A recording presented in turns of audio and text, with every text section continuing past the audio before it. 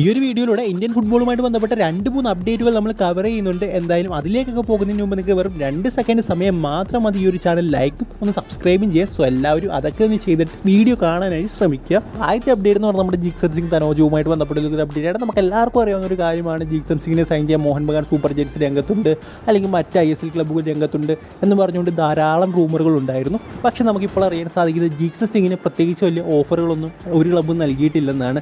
ഇത് Mohan Bagan super giants ഒക്കെ ഓഫറുകൾ നൽകിയിട്ടുണ്ടെന്ന് പറഞ്ഞു കേൾക്കുന്നുണ്ടായിരുന്നു. എന്തായാലും അങ്ങനെയൊന്നും ഇല്ലെന്നാണ് അറിയാൻ സാധിക്കുന്നത്.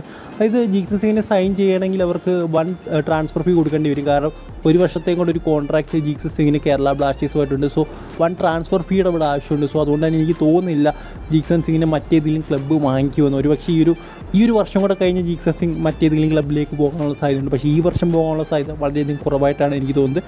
കാരണം അങ്ങനെ പോകണമെങ്കിൽ വലിയൊരു ട്രാൻസ്ഫർ ഫീ തന്നെ ഓപ്പോസിറ്റ് ക്ലബ്ബുകൾക്ക് കൊടുക്കേണ്ടതായിട്ട് വരും. അടുത്ത അപ്ഡേറ്റ് എന്ന് പറയുന്നത് സന്ദേശ് ജിങ്കനുമായിട്ട് ബന്ധപ്പെട്ടുള്ള ഒരു അപ്ഡേറ്റ് ആണ്. അത് സന്ദേശ് ജിങ്കൻ FC ഗോവയിൽ തുടരുമോ എന്ന് ഒരു ആരാധകൻ ചോദിച്ചിരുന്നു.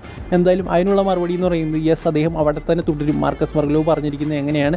എന്തായാലും അദ്ദേഹം ഇപ്പോൾ എവിടേക്കും പോകുന്നില്ല. അദ്ദേഹം ഇപ്പോഴും FC ഗോവയുമായിട്ട് കോൺട്രാക്റ്റ് ഉണ്ട്. സോ അദ്ദേഹം അവിടെ തന്നെ തുടരാനുള്ള ചാൻസ് കൂടുതലെന്നാണ് മാർക്കസ് മെർഗലോ ഇപ്പോൾ സന്ദേശ് ജിങ്കൻ്റെ കാര്യത്തിൽ പറഞ്ഞിരിക്കുന്നത്. എൻ്റെ അഭിപ്രായം എന്ന് പറയുന്നത് കേരള ബ്ലാസ്റ്റേഴ്സ് സന്ദേശ് ജിങ്കനെ എടുത്തിരുന്നത് എന്തുകൊണ്ട് നല്ലതായിരുന്നു. എന്തിനാണ് കേരള ബ്ലാസ്റ്റേഴ്സ് ജിങ്കനെ വിട്ടുകൊടുത്തിരുന്നത് ഒരു പിടിയും കിട്ടുന്നില്ല. എന്തായാലും സന്ദേശ് ജിങ്കൻ കേരള ബ്ലാസ്റ്റേഴ്സ് ഇവർ തമ്മിൽ കുറച്ച്, അതായത് ഫാൻസൊക്കെ തമ്മിൽ കുറച്ച് ഇഷ്യൂസൊക്കെ ഉണ്ട്. സോ അതൊക്കെ ഒരു പ്രൊഫഷണൽ ഫുട്ബോൾ ലീഗാണ്. നമ്മളവിടെ അതൊന്നും നോക്കേണ്ട ആവശ്യമില്ല. നമ്മുടെ ടീമിൻ്റെ വിജയത്തിനെ കുറിച്ചാണ് നോക്കേണ്ടത്. സോ അവിടെ നമുക്ക് സന്ദേശ് ജിങ്കിനെ ആവശ്യമുണ്ടെങ്കിൽ നമ്മൾ ഉറപ്പായിട്ടും സന്ദേശ് ജിങ്കിനെ ടീമിലേക്ക് എത്തിക്കണം.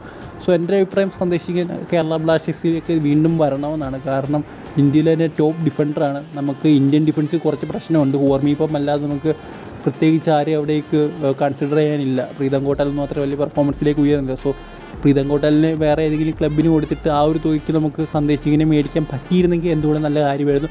അൻവർ അലിയുടെ കാര്യം നമുക്കറിയാം. ഇതിന് 3 വർഷത്തേക്കാണ്ട് കോൺട്രാക്റ്റാണ് മോഹൻ ബഗാൻ കൊടുത്തിരിക്കുന്നത്. സോ അത് സൈൻ ചെയ്യാൻ ഭയങ്കര പാടായിട്ടുള്ളൊരു കാര്യമാണ്. എന്തായാലും അതൊക്കെ അവിടെ നിൽക്കട്ടെ. നമുക്കിനി അടുത്ത അപ്ഡേറ്റിലേക്ക് പോകും. അടുത്ത അപ്ഡേറ്റ് എന്ന് പറയുന്നത് നമ്മുടെ പീറ്റർ ക്രാറ്റ്കിയുമായിട്ട് ബന്ധപ്പെട്ടിരിക്കുന്ന ഒരു അപ്ഡേറ്റ് ആണ്. നമ്മുടെ മുംബൈ സിറ്റി FC കോച്ച് എന്തായാലും അദ്ദേഹത്തെ നിലനിർത്താൻ, അത് ഒരു വർഷത്തേക്ക് കൂടി നിലനിർത്താൻ മുംബൈ സിറ്റി FC ഇപ്പോൾ തീരുമാനിച്ചിരിക്കുകയാണ്. 2025-26 അതായത് അടുത്ത സീസൺ തീരുന്നിടം വരെയുള്ള ഒരു കോൺട്രാക്റ്റാണ് പീറ്റർ ക്രാറ്റ്കി മുംബൈ സിറ്റി FC നൽകിയിരിക്കുന്നത്. എന്തായാലും ഒരു നല്ല തീരുമാനമായിട്ടാണ് എനിക്ക് തോന്നുന്നത്. കാരണം ഇന്ത്യൻ ഫുട്ബോളേഴ്സിനെ ഡെവലപ്പ് ചെയ്യാൻ പ്രത്യേക ഒരു കഴിവ് പീറ്റർ ക്രാറ്റ്കിക്കുണ്ട്. സോ അദ്ദേഹം എന്തുകൊണ്ട് ഇന്ത്യയിൽ നിൽക്കുന്നത് ഇന്ത്യൻ ഫുട്ബോളിന് ഒരു നല്ല കാര്യമായിട്ടാണ് എനിക്ക് തോന്നുന്നത്. സോ ഈ ഒരു വീഡിയോ ഇത്രയും നിങ്ങൾക്ക് ഇഷ്ടപ്പെടുന്നെങ്കിൽ ഇഷ്ടപ്പെട്ട തീർച്ചയായിട്ടും ലൈക്ക് സബ്സ്ക്രൈബ് ഒക്കെ ചെയ്യുക. അടുത്ത വീഡിയോയിൽ കാണുന്നവരെ ഗുഡ് ബൈ.